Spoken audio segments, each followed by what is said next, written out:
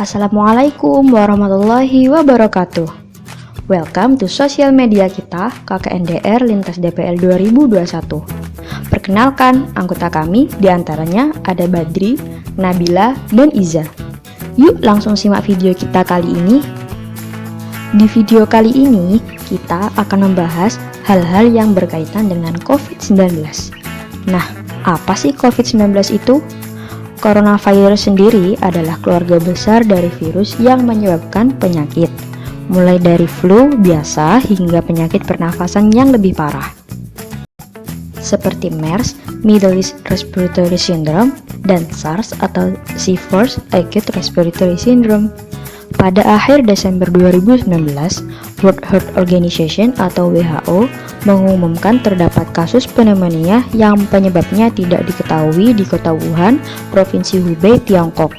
Kasus ini merupakan cikal bakal terjadinya pandemi corona.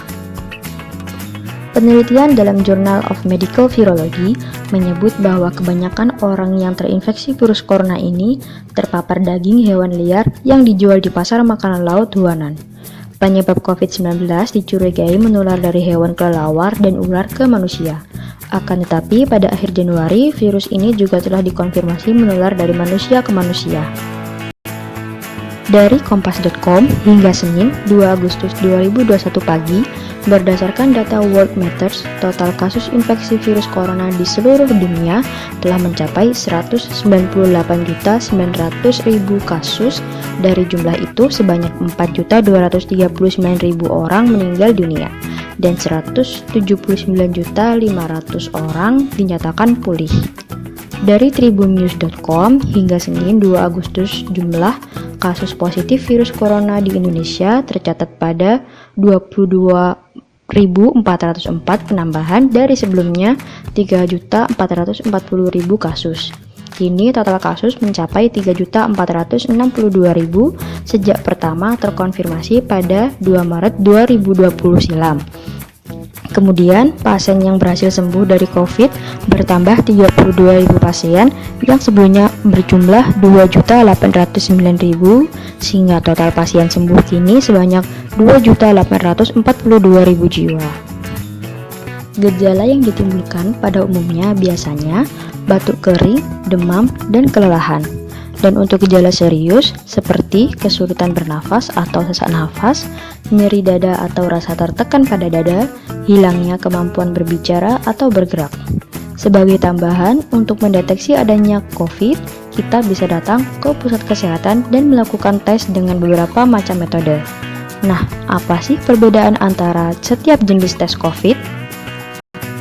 Dari sampel yang digunakan, tes Genos menggunakan sampel hembusan nafas, tes PCR dan rapid antigen menggunakan sampel usapan dinding belakang hidung dan atau belakang tenggorokan atau liang hidung, sedangkan rapid antibody menggunakan sampel darah.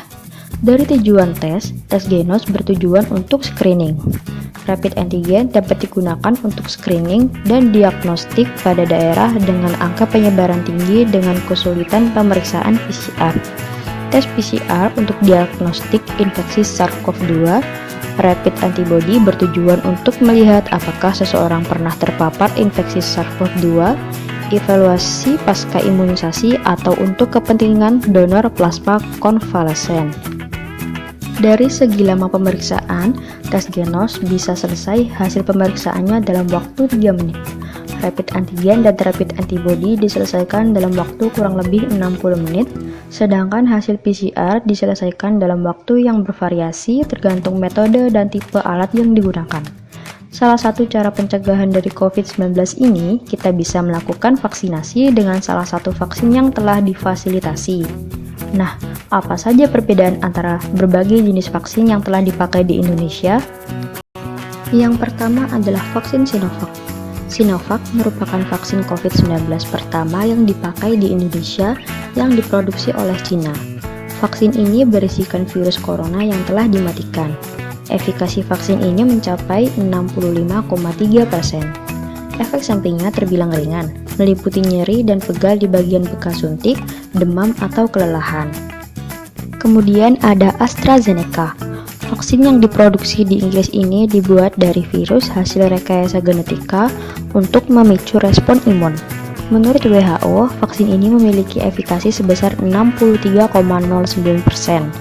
Efek samping vaksin ini ada dalam kategori ringan sedang, seperti nyeri atau gatal di area suntikan, demam, menggigil, sakit kepala, mual, dan nyeri otot atau sendi. Lalu ada Sinopharm. Tak jauh berbeda dengan vaksin Sinovac, vaksin Sinopharm berisi virus corona yang telah dimatikan. Vaksin yang diproduksi di Cina ini punya efikasi mencapai 79,34%. Efek samping vaksin Sinopharm meliputi rasa sakit dan kemerahan, sakit kepala, nyeri otot, diare, dan batuk. Vaksin Moderna. Vaksin Moderna memiliki efikasi mencapai 94,1% untuk usia 18-65 tahun, sedangkan usia di atas 65 tahun mencapai 86,4%. Karena efikasinya yang tinggi, vaksin Moderna disebut akan digunakan sebagai booster atau suntikan ketiga untuk tenaga kesehatan dengan pertimbangan kelompok inilah yang paling rentan di tengah lonjakan kasus COVID-19. Dan yang terakhir ada vaksin Pfizer. BPOM menyebut efikasi vaksin buatan Amerika Serikat ini mencapai 95,5% pada remaja di atas 16 tahun dan 100% bagi remaja usia 12-15 tahun. Efek sampingnya yakni lelah, sakit kepala, nyeri otot, nyeri sendi, mual, dan muntah hingga demam.